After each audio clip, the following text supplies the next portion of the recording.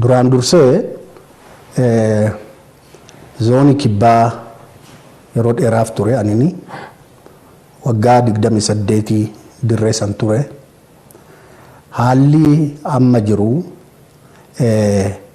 rakkoo keessaa zoonicha keessatti rakkoon keessaa specially keessattuu addatti qaamota istaafaa kaleessa an hoogganu jidduutti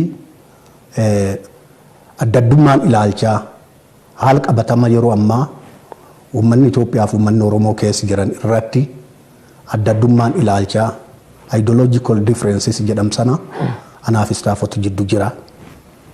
Inni kunini akkaataa yaadumsaa fi akkaataa qorqalbii yookaan psychologically akkaataan itti silaa humni kan isaa socho'uuf jiraatu barbaaduu fi akkaataan immoo namoonni barbaadan haala amma biyyi keessa jiruun kan waliin qabanne yoo ta'u tokkoffaa WBOn dhaab siyaasaati miti.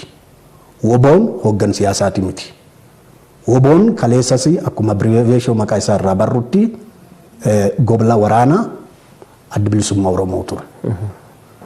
Adda bilisummaa Oromoo gobla siyaasaa ture. So ideological difference addaddummaan ilaalchaa anaa fi qondaalota sadarkaa staffa team of staff jedhan jidduu jira. Addaddummaan kun maali yoo jennee